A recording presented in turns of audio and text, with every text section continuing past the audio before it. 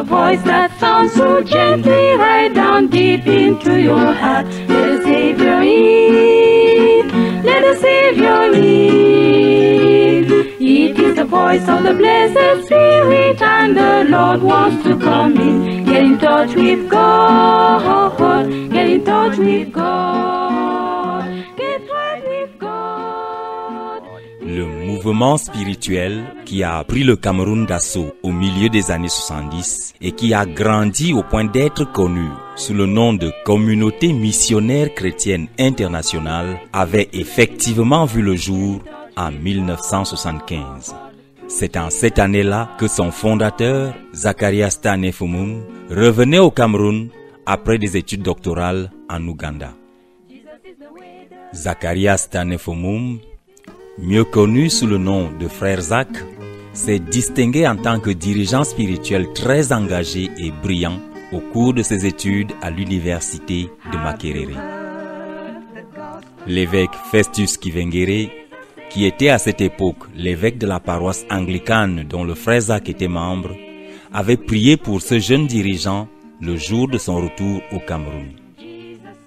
L'évêque avait demandé à Dieu de placer sur le cœur du frère Zach un rappel constant des perdus et des âmes périssantes des hommes au Cameroun. Dans sa prière, l'évêque avait alors formulé cette requête. « Seigneur, quand le frère Zach arrivera au Cameroun, que chaque Camerounais qui le voit lui dise « Tu me dois Christ ». C'est sur ces paroles prophétiques que le frère Zach était parti de l'Ouganda. Avec le poids de cette dette sur sa conscience, il s'est mis au travail dès son arrivée au Cameroun. En fait, 2 jours après son arrivée, il écrira un traité évangélique intitulé « Comment connaître Jésus ». En tant que missionnaire national et membre de la paroisse anglophone de l'église presbytérienne à Yaoundé, capitale du Cameroun, son évangélisation consistante et fructueuse a fini par faire de lui un évangéliste clé pour la nation. Il était en effet l'évangéliste de l'église presbytérienne au Cameroun. C'est en septembre 1975 qu'il y a été invité pour prêcher. Pour le frère Zach, cette opportunité s'avérait critique, une opportunité qui ne devait surtout pas être gâchée parce que plusieurs personnes appartenant à ce système religieux n'avaient pas encore expérimenté la nouvelle naissance. Mais il avait couru le risque d'être terriblement incompris et rejeté après avoir prêché un message qui parlait d'une expérience encore étrange pour plusieurs membres de la congrégation. Il avait prié et jeûné 6 jours avec quelques-uns de ses disciples pour que ce sermon ait un impact divin. Ce dimanche spécial arriva enfin et Zacharias Tanefumum, plein du Saint-Esprit et de puissance, prêcha un sermon intitulé « Tu dois naître de nouveau ». That was the first time I was seeing Brother Zach preach. You know, he was a very gentle person, very humble, very friendly, very, very friendly, very... when I saw this man on the pulpit, I couldn't believe it. He was as if there was fire in his words. He was preaching with a sock. He was telling the people how a human being without Christ, his heart was full of sin. He had written sins out, put them in a sock. Then he says, such a person, you want him to follow God, to do the things that God said. Then he takes the sock, pick up this Bible. The sock cannot, because the sock had no power. It was an illustrative gospel message. Le frère Zach lui-même se rappellera, 22 ans plus tard, au cours d'une réunion de prière, quel effet ce sermon saisissant avait eu sur les participants ce dimanche-là. Il dira, « Avant de prêcher mon dernier sermon à l'église presbytérienne de Jongolo, j'avais jeûné 6 jours. Dieu avait secoué les lieux. Le message de l'évangile avait duré 28 minutes, mais la touche de Dieu avait été si puissante que les gens tremblaient en se dirigeant vers leur voiture pour s'en aller. Le thé n'avait été offert qu'aux croyants. Généralement, à la fin de la réunion, tout le monde se réunissait pour prendre du thé. Mais ce jour-là, tous les non-croyants s'étaient enfuis parce qu'ils avaient été convaincus et seuls les croyants avaient bu du thé. He had told us when we were praying for this, he said that if he preached that day and the people don't believe, he would wipe the dust off his feet and would leave that church. But God came down. The president of the National Assembly, Pa Muna, was there because she was a Presbyterian. When Brazak gave the altar call, everybody stood up. I was in the balcony. Everybody stood up except 2 people. Ceci marquera le début d'un conflit entre l'église presbytérienne et le frère Zach.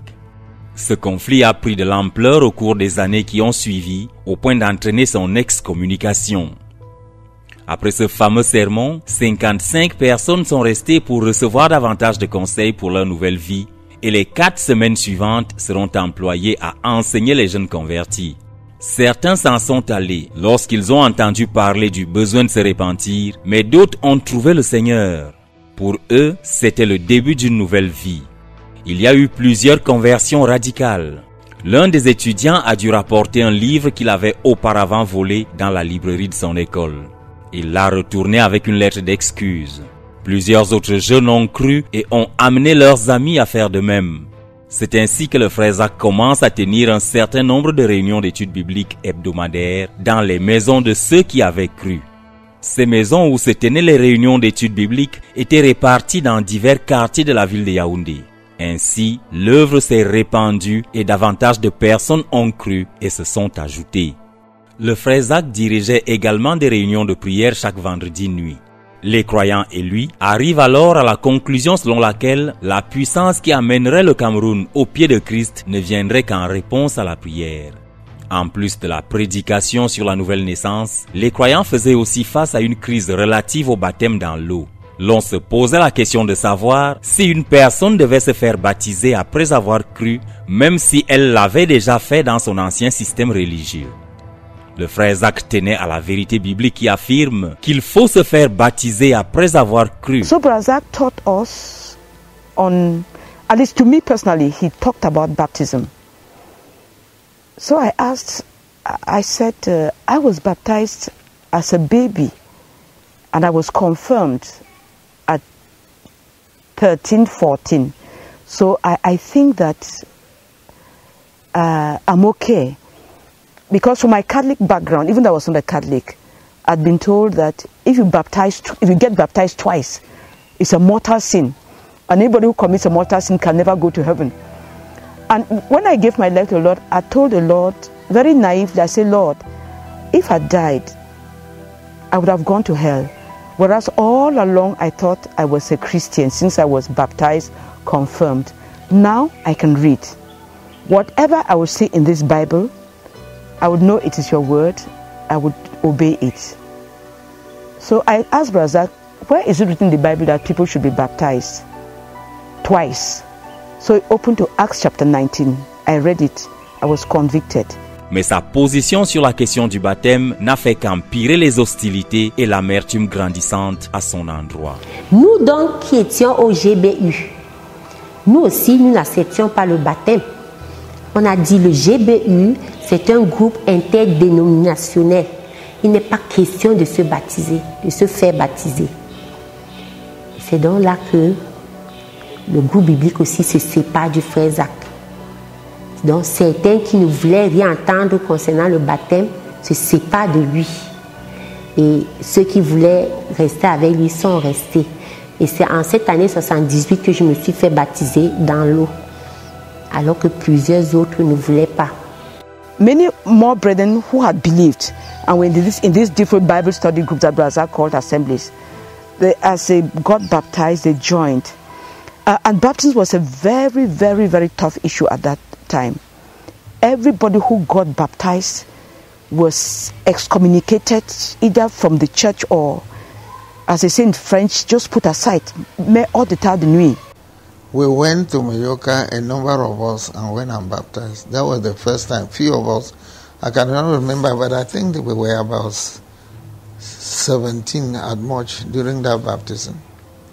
Then, the second trip of baptism, I was the one who led the brethren to Mayoka. We baptized.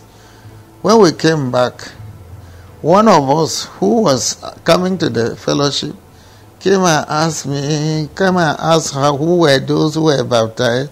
We were excited and gave him all the names of those who were baptized. And then to our greatest surprise, we were invited by the Presbyterian church session for questioning why we have been baptized. We were questioned. We answered the questions. I remember one of the questions was that when we said that, but the Bible says if you agree on what is on earth, heaven will also agree, but the Presbyterian have agreed to baptize by sprinkling of water. Would it not help? I remember I was the one who answered the question. I asked the pastor, because the pastor and member of the session were there, that are you now saying that if two girls, if a boy and a girl commit fornication, it will be accepted since the two have to agree and so on. Right. So for every question we ask, we answer from the Bible. Personally, they say, okay, one thing is that these born again, they know their Bible. And that's how the meeting ended. On Sunday, it was then that they excommunicated us from the Presbyterian Church.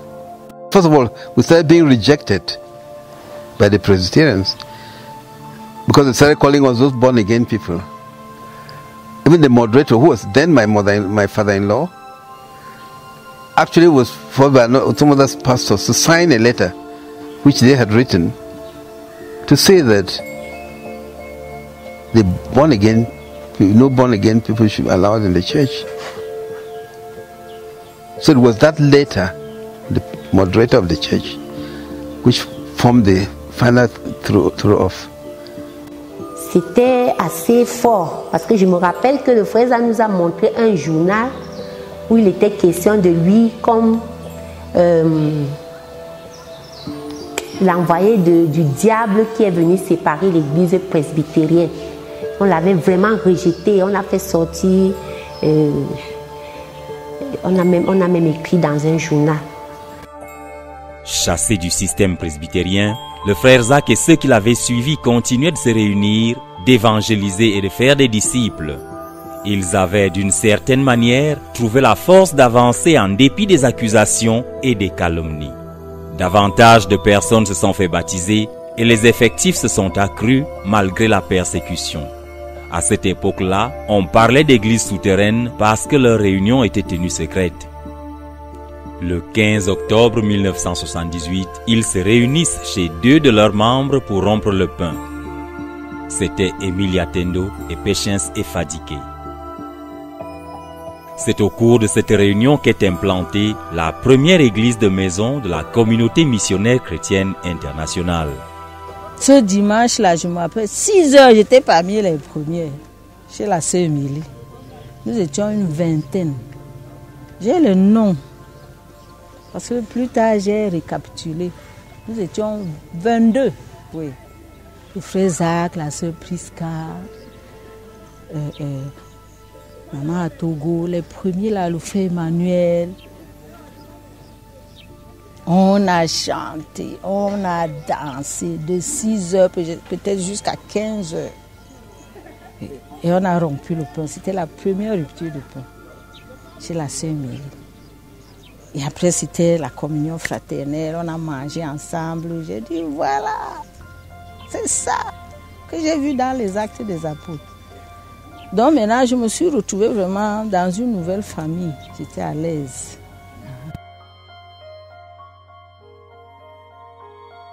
Entre 1978 et 1986, le frère Zach et les frères bénéficient d'une certaine couverture juridique de la mission du plein évangile qui leur permet de poursuivre leur œuvre missionnaire dans la nation. La mission du plein évangile avait également nommé le frère Zach pour superviser leur œuvre qui consistait à implanter des églises dans la région du Nord et dans les régions francophones du Cameroun. So we joined the full gospel. And things were going on and going on. We were going on with the full gospel. We were going to the convention, though it was very difficult, and it was really very, very difficult because we were called born again. We could not do exactly as the full gospel wanted us to do. Take, for example, we were not allowed to break bread since it could only be broken when the pastor is there. We were not allowed to baptize. Only the pastor had to baptize. and a number of things. The Brother Zach, it was expected that if Brother Zach was coming to minister to us now, he has to ask for the permission from the area pastor here, which it was a little bit very difficult. In short, things were really not going. So they were calling us born again. In most great time, there was always tension. So at one time when we came back from the full gospel, from one of the conventions, we told Brother Zach, no, we are not prepared to continue again. We want to leave. Brother Zach said, no, we cannot leave, we must continue. That's how we continue. We continue, I think it was until 1984. We continue, we're using the full gospel authorization. All the campaigns we carry out, it was the full gospel authorization that I would use. At that time, every campaign, before we carry out the campaign, I have to go for a moral inquiry, either with the police or the gendarme, and that's how it was. And after every campaign, we have to write a report and give to the governor. Otherwise, no authorization was given us for any other campaign again. C'était une période intense d'implantation d'églises. L'approche de travail adoptée par le frère Zach était assez méthodique. Les croyants, en grande partie des diplômés d'université et des fonctionnaires de l'État camerounais, étaient abondamment enseignés. Ils portaient à leur tour ce qu'ils avaient appris vers d'autres parties du pays où ils implantaient de nouvelles églises et étendaient ainsi l'œuvre. Le frère Zach avait aussi commencé à écrire plusieurs livres sur la foi chrétienne. La plupart de ces enseignements ont été compilés dans des livres connus à ce jour dans la CMCI, comme les livres de la série Le Chemin. C'est une collection d'enseignements systématiques sur les débuts de la vie chrétienne et sur la maturation spirituelle. Il a enseigné une série de messages qu'il a intitulé les ABC de la vie chrétienne. Il voulait nous donner les fondements de la vie chrétienne. Et à la fin de cette série d'enseignements, parce que je voyais tous ces messages, il écrivait sur des fiches. À la fin de cette série, il a demandé, il a dit qu'il veut produire ça sous forme de brochure pour nous distribuer, pour donner à chacun une copie. Ceci constituera le solide fondement spirituel d'une œuvre missionnaire de portée lointaine. La deuxième méthode utilisée pour implanter des églises consistait en une évangélisation intense à travers la nation. En tant que missionnaire national, le frère Zach voyageait beaucoup pour prêcher dans des croisades évangéliques et enseigner ceux qui avaient cru. Il avait constitué une équipe évangélique qui voyageait souvent avec lui. Quand il se rendait dans une ville, il louait une maison et y séjournait pendant 10 jours, priant le matin et évangélisant le soir. Des réunions d'enseignement étaient instaurées pour établir chez les jeunes convertis la fondation des doctrines de la foi chrétienne. C'est ainsi que le frère Zach et son équipe ont implanté plusieurs églises au Cameroun. Plusieurs d'entre elles existent encore aujourd'hui. L'église a commencé à Obala et c'était dans ma maison. Donc, ils venaient, on tenait des campagnes. Une fois, on a tenu une campagne devant ma maison. Et les gens étaient si violents. Si violents. Ils jetaient les cailloux, ils jetaient les tomates sur le frère Zach. Tu me rappelles? Ce jour-là, il a même essuyé la plaie. Il a dit que... Mais on a prié. On a prié pour que la malédiction ne tombe pas sur Obala. Et il était revenu quelques mois après pour annuler. Une autre méthode utilisée pour implanter systématiquement des églises a été la prière. Les croyants priaient pour diverses parties du pays, tout en brisant les obstacles et en déracinant tout ce qui se tenait sur le chemin de l'évangile. Le frère Zach avait l'habitude de poser les mains sur la carte de la nation en priant. Pendant ces sessions de prière, il devenait spirituellement sensible à ce qui se passait à travers le pays. Ceci a permis de susciter davantage de prières pour que l'évangile se répande au Cameroun. À mesure que l'œuvre grandissait, certains disciples se déplaçaient pour de courtes missions d'implantation d'églises dans d'autres localités du Cameroun. Des missionnaires étaient également suscités et envoyés pour pénétrer les diverses régions du pays. Ils implantaient des églises dans les villes, les villages et les banlieues. Ces églises grandissaient à mesure que les gens croyaient et se faisaient baptiser. Chaque année, au mois de décembre, avait lieu à Yaoundé une retraite annuelle pour former les dirigeants de ces églises. Lors de ces retraites, le frère Zach enseignait comme à l'accoutumée de manière systématique. Ces cours de formation étaient enregistrés sur des cassettes, puis transcrits et publiés. C'est à partir de ces enregistrements qu'une série de livres sur le leadership spirituel a été produite. Mais en ce temps-là, des tensions ont commencé à naître entre le frère Zach et les dirigeants de la mission du plein évangile au Cameroun.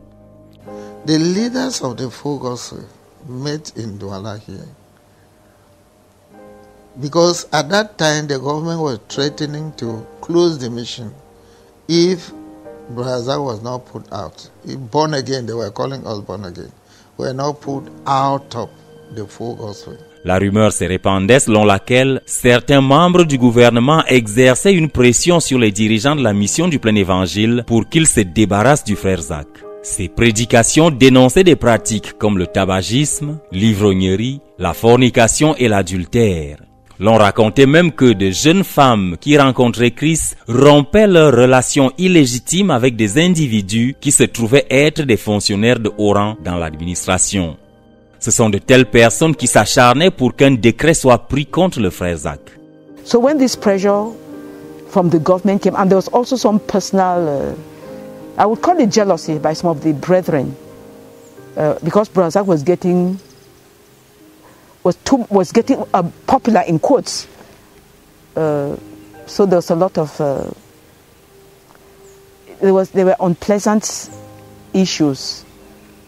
And then the Ministry of Territorial Administration also put in pressure that the brethren should get rid of FOM, or they would take back they would withhold the authorization given to the full gospel mission.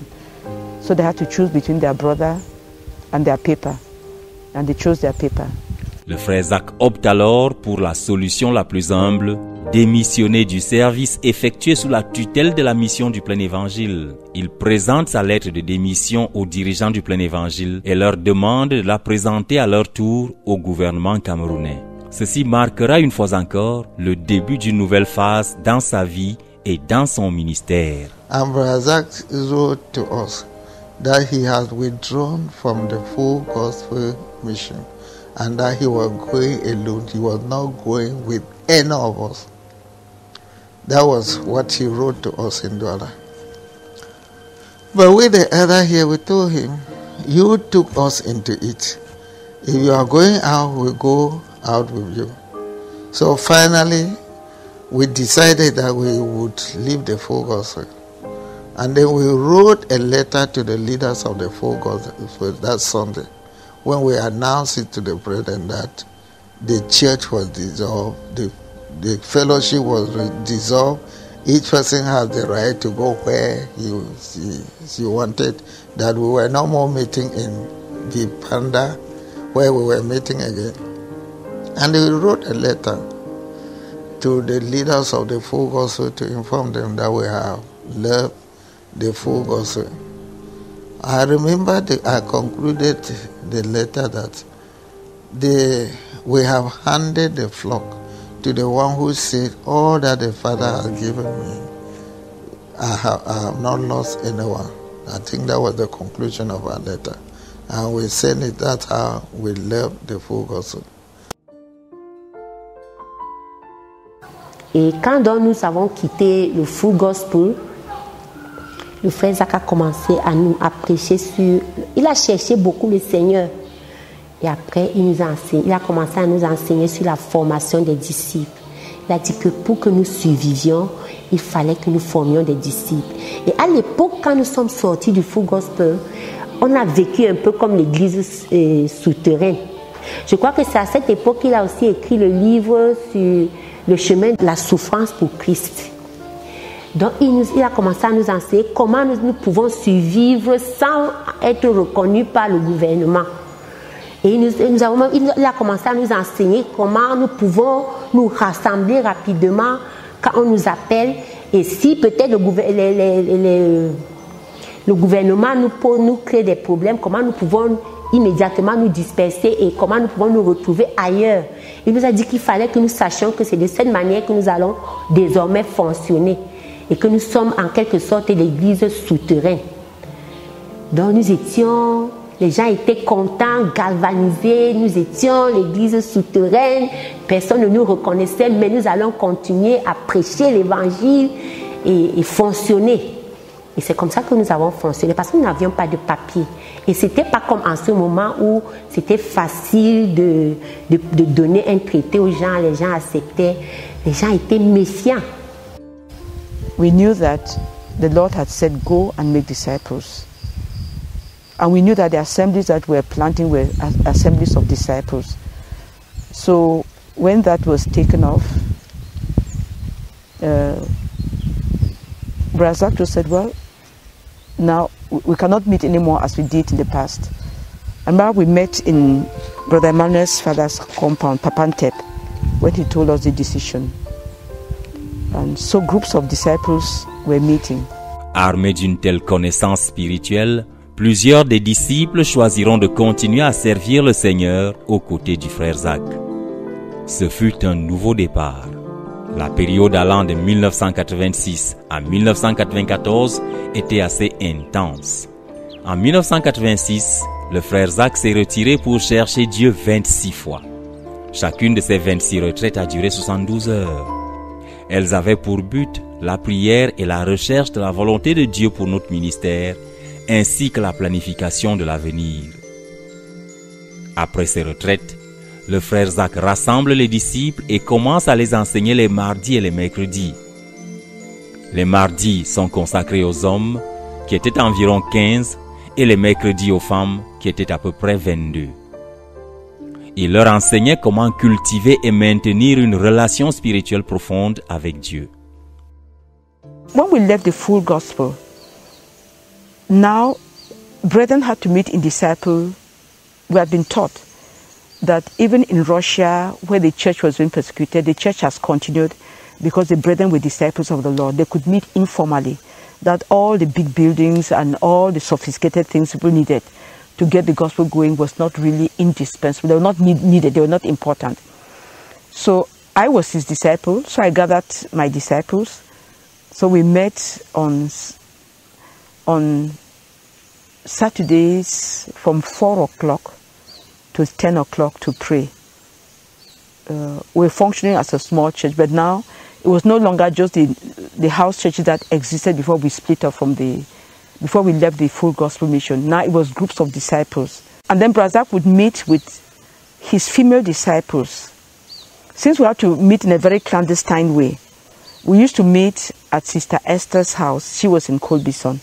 And then the male disciples and the elders, they used to meet in Brother Jacques Hugan's house. He had a house since he was a senior civil servant in Vallée de la Mort, a big house with a chalet behind. He had created, there was a prayer room there who we used to go and pray. So he met there with the elders at that house. So that's how he built us. He had many meetings with different groups of people, the leaders. Like there's a list of leaders in practical spiritual warfare through prayer. You know, the list of those whom he had to meet with. And most of them survived. Because, survived is that they continued in the faith. He invited them to a retreat and just to teach them. So at the church, even though we're not meeting anymore formally in big groups, but there was a lot of brethren were being followed up very, very systematically. Le frère Zach ne faisait pas qu'enseigner. Il donnait aussi aux disciples des devoirs pratiques qu'ils devaient lui rapporter pour correction.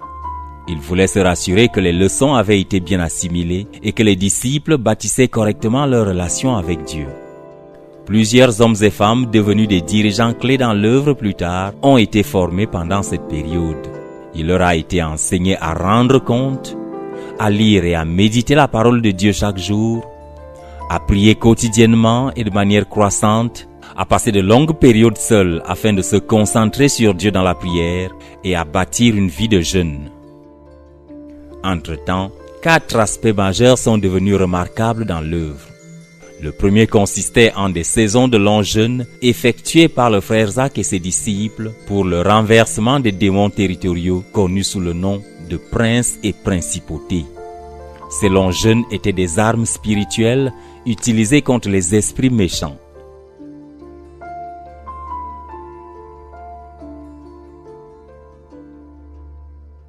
Deuxièmement, les disciples ont commencé à envoyer dans d'autres parties du monde les livres écrits par le frère Zach. Ceci constituait un acte d'obéissance à un commandement du Seigneur qui leur avait révélé la nécessité d'utiliser les livres comme missionnaires dans les nations. Au début de l'édition de nos livres en 1986, tous nos livres étaient distribués, toute la production était distribuée. On a envoyé des livres au Congo, au Togo, au Gabon, tous ceux qui demandaient nos livres, on les leur envoyait gratuitement et à nos frais. Et c'est pour ça que rapidement, nos livres ont pénétré beaucoup de pays. De telle manière que lorsque les missionnaires venaient, ils trouvaient déjà un terrain préparé. Les livres étaient produits en Vougada, dans un quartier au centre de la ville appelé Vougada. Et en 1991, le frère Zach a ouvert notre première librairie. C'est moi qui étais chargé de la gérer. À l'époque, tous les livres étaient distribués gratuitement. Au début, tous les livres étaient distribués gratuitement. Tous les livres. Parce que l'intention était de répandre l'évangile et édifier les croyants. Toutes les dénominations, par exemple, on amenait des cartons au Nigeria, un peu partout. Les livres étaient expédiés et tout partait de Yaoundé. En 1990, 1 million de copies avaient déjà été distribuées au Nigeria seulement. Il faut préciser ici que ces livres n'étaient pas à vendre. Ce sont les disciples qui en finançaient l'impression et l'expédition. Il y avait un fardeau pour les nations telles que l'Inde. Les disciples à Yaoundé payaient le prix pour ces livres et les envoyaient aux pasteurs indiens par courrier classique. Le troisième aspect majeur était la formation des disciples. Discipleship was really, there was love in their hearts. It was not something technical. People were taken into the hearts of people, were taken into the lives of people.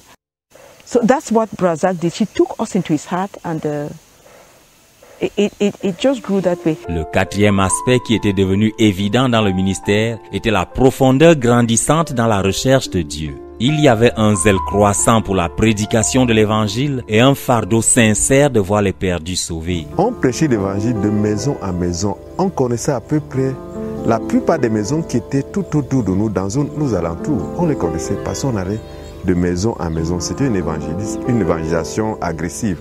Je suis arrivé dans l'église en 81. C'était 300 membres dans toute l'église. C'était 4 assemblées de maisons.